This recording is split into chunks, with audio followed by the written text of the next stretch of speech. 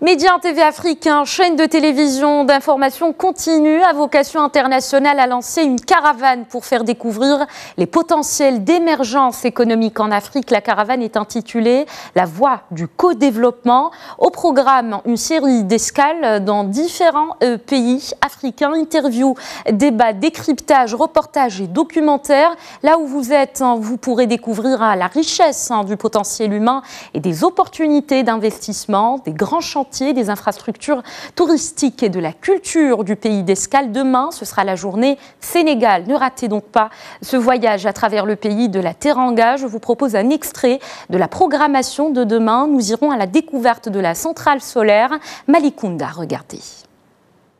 Malicounda n'est pas la seule centrale solaire à avoir vu le jour dans le pays ces dernières années.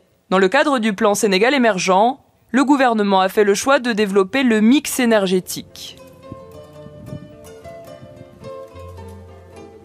L'objectif est pluriel, doubler la capacité énergétique du pays en passant de 573 MW en 2011 à 1264 MW en 2019.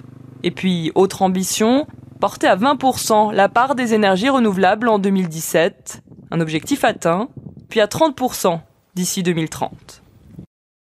C'est dans cette optique qu'a été lancée en octobre 2016, un peu avant celle de Malicounda, la centrale Sénergie 2, la plus grande centrale solaire d'Afrique de l'Ouest.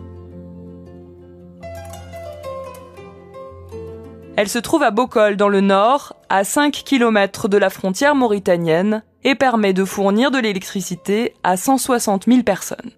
Elle permet aussi à l'État sénégalais de faire une économie de 3 milliards de francs CFA par an, soit un peu plus de 50 millions de dirhams. Et le Sénégal ne s'est pas arrêté là.